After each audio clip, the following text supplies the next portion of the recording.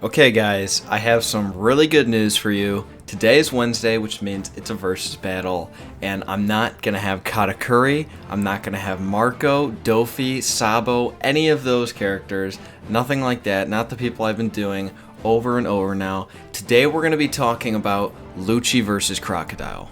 And for the record, I'm going to be talking about both pre-time skip Lucci as well as Crocodile, because for one thing, we have absolutely no idea what Crocodile can do after the time skip, since we haven't seen him a single time, we haven't even heard of anything he's been up to, and the only thing we've seen out of Lucci was not canon, so I won't be including anything he did or we've seen from him in that filler. I will be operating under the assumption, however, that Lucci is either using a very weak form of armament hockey, or he is somehow easily able to douse Crocodile in water at all times, pretty much just negating the whole, oh, I can't touch a Logia because I don't have hockey thing, because this would be a pretty pointless discussion if I wasn't to do that. So just looking at their devil fruits, it appears at first glance that Crocodile has a significant advantage, since not just does he have a Logia, but he has the sand fruit, which I think is especially better than most of the Logias we've seen, I guess, especially the ones that don't really have any special abilities like the fire fruit. And Lucci's just stuck with a Zoan. I mean, at that, it's a pretty good one. It's like a leopard Zoan or whatever. He gets pretty fucking jacked and huge from it, but I don't really think it compares to the power of the sand fruit. I don't really think it's the end of the world for Lucci though at all, because I think it's actually a decent matchup considering that you need to be pretty quick to deal with Crocodile's fruit. You need to be kind of employing hit and run tactics, since you can't really afford to just get in close with him so he sucks out all your moisture or whatever. But it still is a pretty unfortunate situation for him to deal with, considering the fact that Crocodile pretty much can attack at all ranges. I mean, maybe not so much super long range or anything, but close range, obviously, as I just said, he's pretty much unstoppable. Medium range, I mean, he can just use like sandstorms and whatnot, just use his fruit as you'd expect, kind of like Smoker, but even better because the sand is clearly more useful than stupid-ass smoke, plus the special abilities, like I said, a sandstorm. Another problem too is that Crocodile has shown to be extremely durable. Okay, I mean, he took a lot of hits from Luffy without really sustaining too much damage. Of course, he was eventually defeated, but that was with a ridiculous ass Gatling gun, and he already taken so much damage from him, and while he was sparring with Luffy, he was getting a lot of his own shots in. I mean, it was a solid fight, he took a lot of damage for a long time. On top of that, and Impel down, he showed to not really have too much of a problem dealing with level 3 or 4. Level 3 is supposed to be hot enough to, like, burn a bird or something. Like, that's insane. And level 4 is supposed to be significantly hotter than that. So, it was pretty ridiculous. And in level 5, which is supposed to be super cold, he didn't really seem to care that much either. However, despite saying all of that, Crocodile did lose to Gear 1 Luffy, where Lucci, on the other hand, only after the most ridiculous miracle in all of One Piece, was defeated by Gear 2 and 3 Luffy. So, I don't know. I mean, what does that mean? Not to mention, this guy's physical strength is just no joke. I mean, he just threw Luffy through a wall pretty much across the entire island until he was stuck in between two buildings. And Zoro, he just kicked through the wall, and he went outside of the entire island, like, into the ocean. I mean, are we serious here? Like, that's insane. Especially the Zoro part, because for one thing, it was a kick, okay? I mean, he just, like, pretty much mailboxed me, threw him into the air, and then kicked him, okay? So that would be pretty hard to get someone going. But you have to consider how much mass Zoro actually probably has. He can lift, at this point, I believe, like, 5 tons or something pretty easily. Like, not even, like, benching or anything. He was just straight up curling it with 2 hands. So, you'd have to consider that he probably has a very high amount of mass. Zoro also tried cutting him, and he used his iron body, which was so powerful, Zoro couldn't even do anything. It did absolutely no damage with his sword. I mean, this man, Zoro, has now been shown to be able to cut steel, yet this guy's body just hardening, kind of like armament hockey, a little weird, huh? But how is that possible? Like, this guy is on completely different level than Crocodile at first glance. But okay, so let's go and see what exactly would happen in the 1v1. What kind of moves would they have to use to try and beat each other? So I think Crocodile would mainly be trying to maintain a decent amount of distance between him and Lucci because, like I just explained, I think Lucci's physical abilities are probably higher than Crocodile's. I mean, Crocodile's pretty good and all, but Lucci was just unbelievable. I mean, he was disgustingly overpowered in terms of physical abilities. And Crocodile does have a Devil Fruit where he is able to do this. He's able to use his sandstorms. He could possibly use it in a similar way to how Smoker does, where he kind of just manipulates it and uses it kind of like as an extension of his own body. I mean, I don't know if we actually have confirmed that he's able to do that, but I would imagine since sand is a physical thing and smoke isn't even a physical thing, like, I mean, it is, but it's a gas, I would imagine that he could do this. You know, I would say that most fruits that are Logias would operate kind of like this. Kind of like how Dofi's does, but not exactly.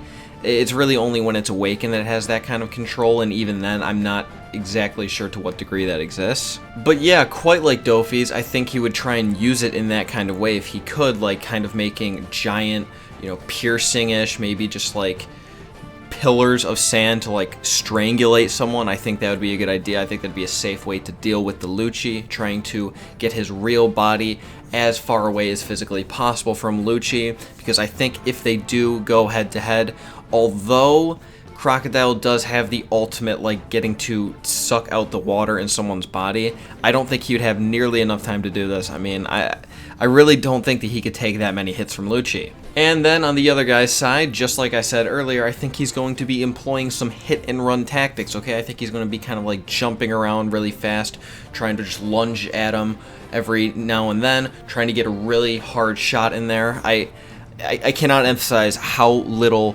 actual hits need to be made by Lucci here, I think, because he's very powerful. I mean, he was able to, like I said, throw Luffy and kick Zoro across an entire island. Like, that's just disgusting. Through a wall, by the way. So, how much can Crocodile really take? I mean, if Crocodile was to be taken down by Gatling Gun, which, I mean, is not a weak ability or anything, but Gear 1 Gatling Gun, okay? I don't know how much he's going to be able to take from Lucci, because Lucci has been shown to deal some serious fucking damage. There is also the question of, what if Lucci does manage to catch Crocodile and hit him with the Roku Ogan? Okay, I mean, that is quite an important question, because as far as I can tell, that might not be too difficult for him, because I think Crocodile is pretty used to actual, like, hand-to-hand combat, so he is going to have to be using a different strategy than usual, trying to keep his distance. And if Lucci does catch him with his tail like he did Luffy, which I don't think is that hard for him to do, really, then that would be a serious problem for Crocodile. I seriously do not know if he could survive a single Roku Ogan.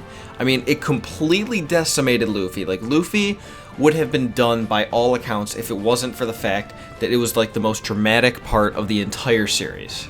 There has never been a time in One Piece that Luffy has been running on more adrenaline, more willpower than in the Luffy vs. Lucci fight. So I guess that is pretty much how he was able to withstand the Roku Ogan, not to mention the fact that he's also rubber, so he does take significantly less damage from all attacks that aren't Haki based, and I think it's safe to assume that Lucci was not using Haki.